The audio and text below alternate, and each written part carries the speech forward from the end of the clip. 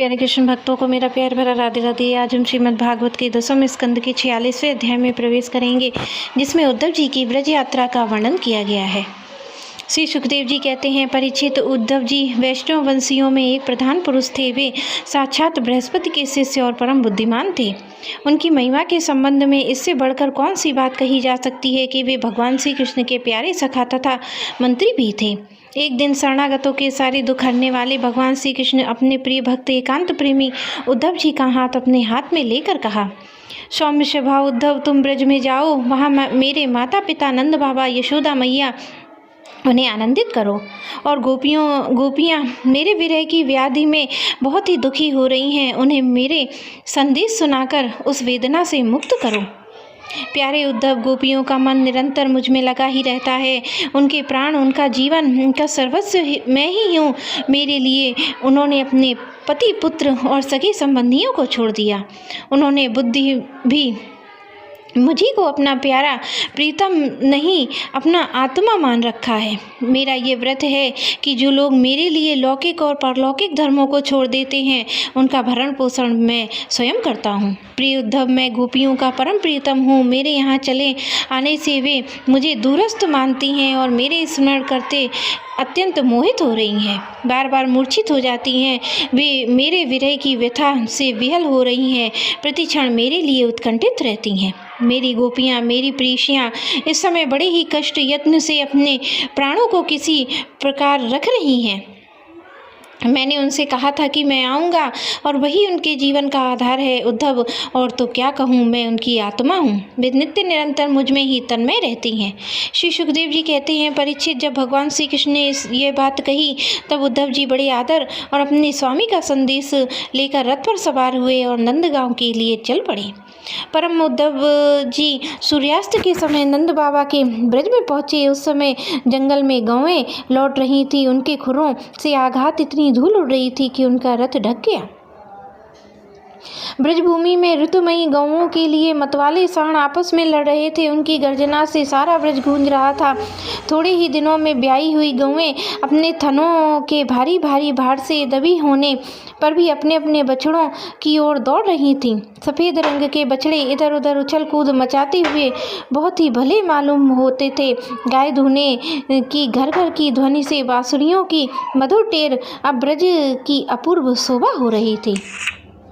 गोपी गोप सुंदर वस्त्र और गहनों से सज धज कर श्री कृष्ण और बलराम जी के मंगलमय चरित्रों का गान कर रहे थे। इस प्रकार ब्रज की शोभा बढ़ गई थी। गोपों के घरों में अग्नि, सूर्य, अतिथि, गौ, ब्राह्मण, देवता, पितरों की पूजा हुई थी। धूप की सुगंध चारों ओर फैल रही थी। दीप जगमगा रहे थे। उनके घरों में पुष्पों से सजाया गया था। ऐसे मनोहर ग्रहों को सारा ब्रज मनोरम हो रहा था। चारों ओर वन पंक्तियाँ फूलों से लद रही थी। पक्षी चहक रहे थे, भौरे गुंजार कर रहे थे। महाजल स्थल दोनों ही कमलों के वन में शोभायान थे। हंस, बतख आदि पक्षी वन में विहार कर रहे थे। जब भगवान श्री कृष्ण के प्यारे अनुचर उद्धव जी ब्रज में आए तब उन्हें मिलकर नंद बाबा बहुत ही प्रसन्न हुए। उन्होंने उद्धव जी को गले लगाकर उनका वैसे ही सम्मान किया मानो स्वयं भगवान श्री कृष्ण आ गए हैं।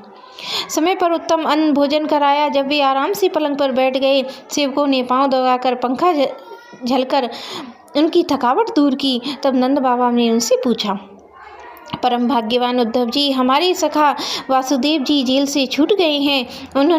उनके आत्मीय स्वजन, पुत्र आदि उनके साथ हैं। इस समय वे कुशल से तो है ना?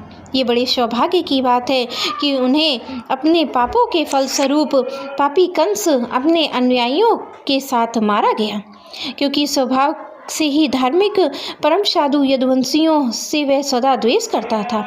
अच्छा उद्धव जी, श्री कृष्ण कभी हम लोगों की याद करते हैं। ये उनकी माँ है, स्वजन संबंधी हैं, सखा गोप, और उन्हीं को अपना स्वामी और सर्वस्व मानने वाला ये ब्रज, उनकी गौएं, वृंदावन और ये गिरिराज है।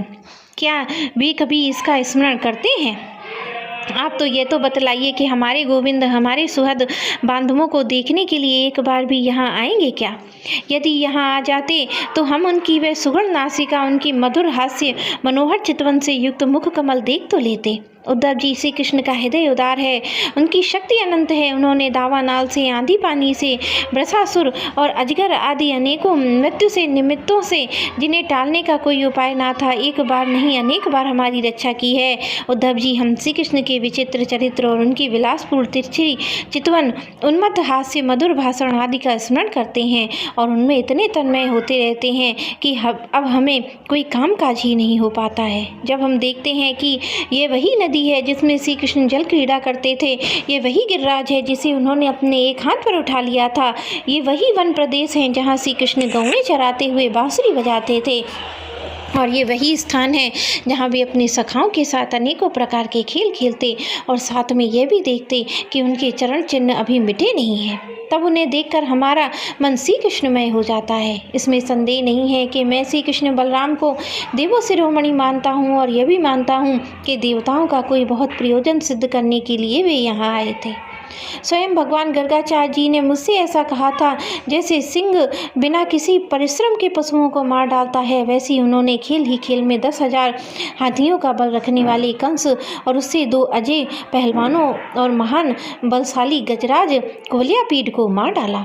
उन्हें 3 ताल लंबे अत्यंत दृढ़ धनुष को वैसे ही तोड़ डाला जैसे कोई हाथी किसी छड़ी को तोड़ डाले।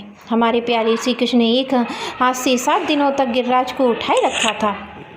यही सबके देखते देखते खेल ही खेल में उन्होंने प्रलंब, धेनुक, अरिष्ट, तृणावर्त, बक आदि उन बड़े बड़े देव दैत्यों को मार डाला जिससे समस्त देवताओं और असुरों पर विजय प्राप्त कर ली थी।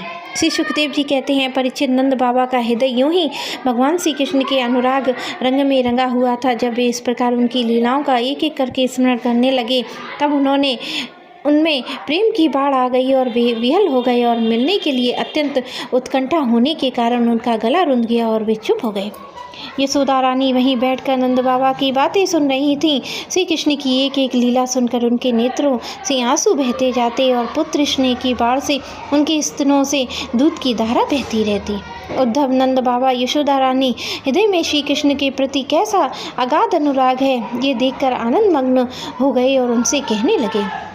उद्धव जी ने कहा, हे मानद, इसमें संदेह नहीं है कि आप दोनों समस्त शरीरधारियों में अत्यंत भाग्यवान हैं, सराहना करने योग्य हैं, क्योंकि जो सारे चराचर जगत के बनाने वाले हैं, उसे ज्ञान देने वाले नारायण, उनके प्रति आपके हृदय में ऐसा वात्सल्य पुत्र भाव है। बलराम और श्री कृष्ण पुराण पुरुष हैं, वे सारे संसार के उपादान कारण हैं, निमित्त कारण भी हैं। भगवान श्री कृष्ण पुरुष तो बलराम जी प्रधान प्रकृति हैं। यही दोनों समस्त शरीरों में प्रविष्ट होकर उन्हें जीवन दान देते हैं।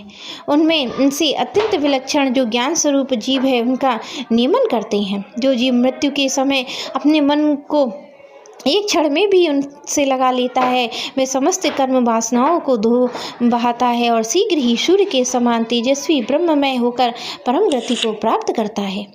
वे भगवान जो सबके आत्मा, परम कारण, भक्तों की अभिलाषा पूर्ण करने वाले और पृथ्वी का भार उतारने के लिए मनुष्य का शरीर ग्रहण करके प्रकट हुए हैं, उनके प्रति आप दोनों ऐसा सुदृढ़ वात्सल्य भाव, फिर महात्माओं, आप दोनों के लिए अब कौन सा शुभ करना शेष रह जाता है।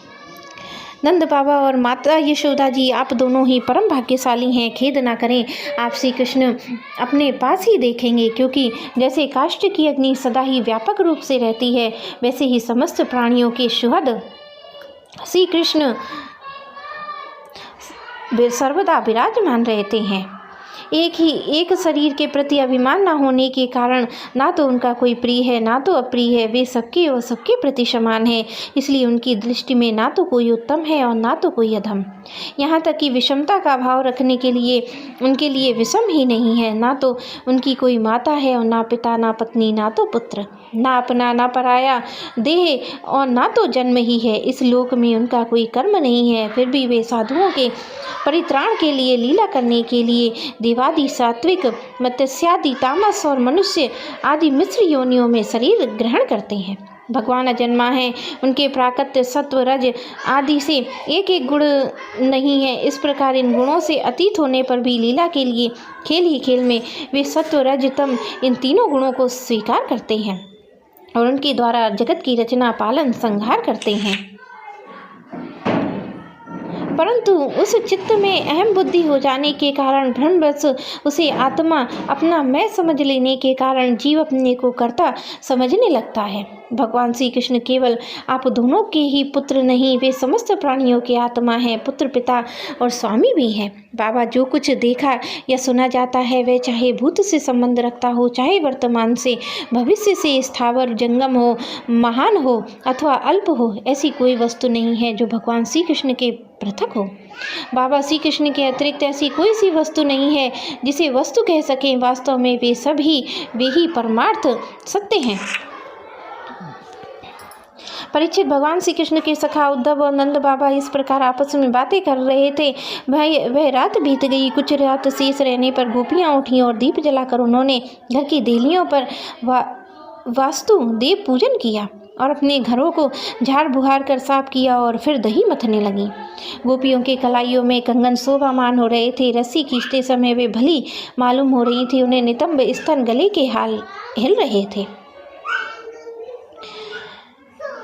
इस प्रकार वे अत्यंत शोभा से संपन्न होकर दही मथ रही थी। उस समय गोपियाँ कमल नयन भगवान श्री कृष्ण के मंगल चरित्रों का गान कर रही थी। उनका वह संगीत दही मथने की ध्वनि से मिलकर और भी अद्भुत हो गया तथा स्वर्गलोक जा पहुँचा, जिसकी स्वर लहरी फैलकर दिशाओं का मंगल मिटा देती थी। जब भगवान भुवन भास्कर का उदय हुआ तब ब्रजंगनाओं ने देखा कि नंद बाबा के दरवाजे पर एक सोने का रथ खड़ा है। वे एक दूसरे से पूछने लगी, यह रथ किसका है? किसी गोपी ने कहा, कंस का प्रयोजन सिद्ध करने वाले अक्रूर ही तो कहीं फिर से नहीं आ गया, जो कमल नयन प्यारे श्याम सुंदर को यहाँ से मथुरा ले गया। किसी दूसरी गोपी ने कहा, क्या अब वह हमें ले जाकर हम अपने मरे हुए स्वामी कंस का पिंडदान करेगा? अब यहाँ आने का क्या प्रयोजन हो सकता है? ब्रजवासिनी स्त्रियां इसी प्रकार आपस में बातचीत कर रही थीं कि उसी समय नित्य कर्म निवृत्त होकर उद्धव जी वहां आ पहुँचे। मेरे प्यारे कृष्ण भक्तों को मेरा प्यार भरा राधे राधे।